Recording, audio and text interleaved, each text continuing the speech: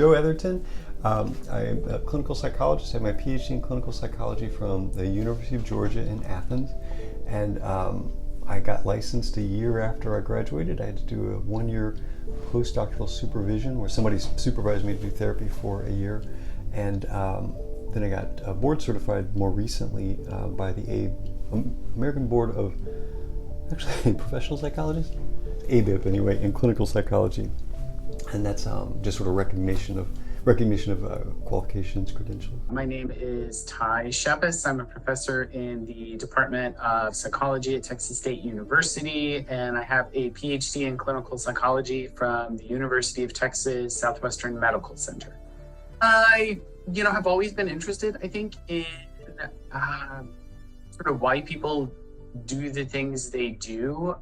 When I was younger, my mom was great about putting me in other people's situations. Someone might do something that I didn't like or I didn't understand, and we would talk through, why do you think that person did that?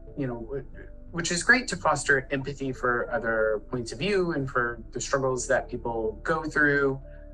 And I'm also, because really my area of expertise is primarily substance use, but I'm also really interested in why people do things like heavy, risky substance use that are pretty clearly unhealthy, that are pretty clearly dangerous for them.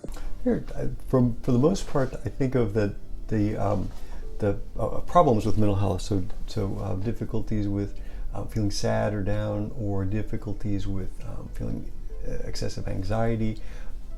I don't tend to think of mental health as just a positive. I tend to think of it in the context of difficulties with mental health. So the various disorders or diagnoses that come up when somebody's got mental health problems, depression, anxiety disorders, and so on. I think of mental health pretty broadly. I think sometimes people think of disorders or diagnoses, but I think of how someone is functioning emotionally, behaviorally, in terms of their thoughts, how they feel, how they're thinking, how they're acting, and whether that is limiting their ability to be successful or limiting their ability to be happy. And really, the two things that I think we're primarily concerned about are your symptoms impacting your daily life and making you less capable of being happy or less capable of being successful and independent? Yes, I am. My name is Madison, and I'm a junior, and my major is animal science. I was born and raised in San Antonio. I went to high school in Schertz, and I have a brother, and that's about it. I'm not a super interesting person. So I've officially been diagnosed with ADHD, anxiety, and depression. So but the main one that I find myself struggling with day to day mostly is ADHD, obviously. My name's Kaylee Castaneda. It's KayleeCastaneda. I'm a psych major with a pre-med concentration, a bio minor, and I'm trying to be a psychiatrist. I'm 20. I'm going to be 21 in September. But I think when it hit the hardest, I was a freshman in high school. That's where I had some more physical symptoms, and I felt like I hit kind of rock bottom at that point. Yeah, so I have anxiety, like GAD. I have dissociation. I don't know if it was a disorder because it has to impair your everyday life to be considered a disorder. And then I just have panic attacks. My name is Elizet Garcia. I am a sociology major, business administration minor, and my goal is to pursue a career in human resources. So In my family, I have relatives that are diagnosed with bipolar disorder, ADHD, attention deficit disorder, and then I sometimes struggle with anxiety. I'm unsure, if it's like a solid in stone type of thing, but it's something that me and my family, like, we all agree on that it's a thing for me. So it's very interesting. Well, my reaction to my relatives had ADHD. It was something that was just kind of like, okay, it is what it is. Versus like me and my anxiety, that's it. It's something that I always knew was there, so it wasn't really much of a shock. It was just kind of like nice to like have it seen. I'd like to reiterate that it's a improper diagnosis. It's just like an understanding that my family and I have about me. But it's nice that it's recognized. Sure, it really depends on the person and it depends on the disorder. But, typically if someone is depressed, they withdraw from social activities, from things that they've used to enjoy. They may kind of go into a bit of a shell, if you will, and really reduce their activities and their engagement with other people and hobbies, those sorts of things. A major thing that can help with mental health, frankly, is people having the means financially to meet their needs. When people are living in pretty serious deprivation, when they can't make their ends meet, that's a major thing. So programs that can help people with social services, with support, unemployment kind of stuff, but broader things than that too. Healthy food for people. Getting appropriate sleep really helps. Sleep is a big thing for mental health, as is exercise. Regular exercise is really helpful to prevent mental health problems as well. There are some practices that might be helpful, like journaling has some benefit, like writing down your thoughts to kind of get a better sense about what thoughts you're having regularly, and see if there are any that are just recurring negative and irrational thoughts. Oh, definitely. I think that my mom has definitely been like my biggest supporter because she was also diagnosed with anxiety and ADHD as well. So it's something I get from her. So she definitely understands and is very supportive.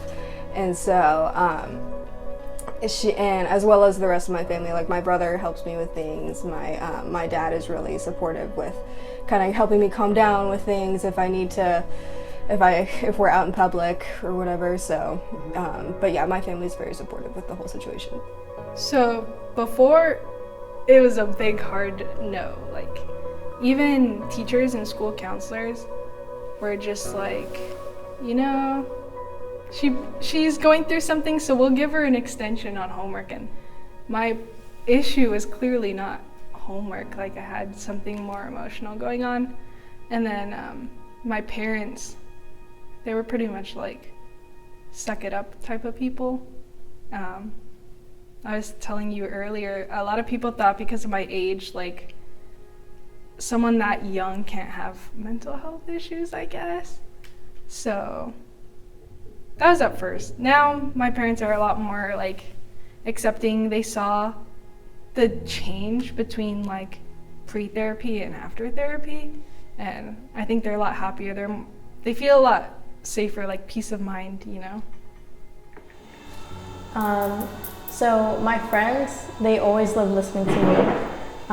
So yes, recently they are. I vent to them about my current issues, my current events. They listen. It's amazing. My family. So I am, I'm off campus here in San Marcos. My family, they live like a couple hours away, so they can only help so much. They do come out occasionally, but it's more so I have to let them know what's going on. And we're not very much like the people who like call pretty frequently. So So yeah, my family only knows what's up when I tell them that something's up, but they do come out and support me, so I do have a good support system.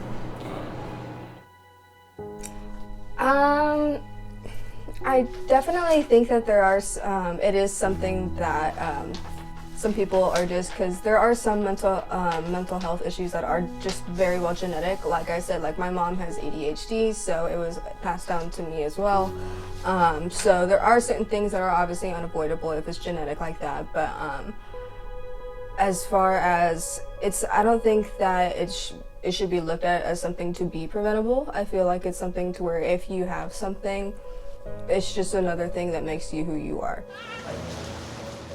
Is it avoidable? To some extent, yes. So some problems with mental health are caused when people have unrealistically high standards, like when they have like clinical perfectionism, when they hold themselves to just perfectionistic standards and won't accept anything less than being the best at something. Mm-hmm. It tends to make people dissatisfied most of the time. Mm-hmm. If they don't have regular interactions with other people, if they're withdrawn, we're social animals and we tend to need to be around people at least sometimes. Mm-hmm. And so being isolated can lead to poor mental health. And surprisingly, exercise is important for mental health. When people are sedentary, they're more likely to experience depression. And you can often prevent depression by simply exercising regularly. When people do that regularly, it tends to make depression less likely to occur. It'd be very specific to the individual because it would have to do with what they were struggling with. Mm-hmm. If they were struggling with, perfectionism, excessively high standards, that would be one concern, and I'd encourage them to have a more realistic. They kind of evaluate their standards and whether that's a realistic way of thinking, and what costs there are that go along with standards like that. If it were someone who were kind of lonely and not really connecting with people, I would encourage them to seek out ways that they could establish a relationship or relationships with people, even if it's just starting off with just joining a group where they don't know anybody, or reconnecting with old friends that they had in the past. But doing something that's around people and that's social, around people that are, good for them. I would say talk to everyone about it. I know it's a little scary, but even if it's just for someone to listen to you, I think instead of bottling it up, letting it out feels a lot better. You're less likely to, explode. And then if you can, get help. Talk to a therapist, do some research. Don't WebMD yourself, but there's good resources out there. There's little quizzes you can take and self-help books. Definitely to not be afraid to reach out and talk about it and ask for help, because I can swear on everything, you are not alone. Everybody is, a lot of people go through it, and a lot of, if not exactly what you're going through, then something pretty similar, because there's statistically there's so many people just in the United States that have it, even on the campus that have it, just different mental illnesses and everything.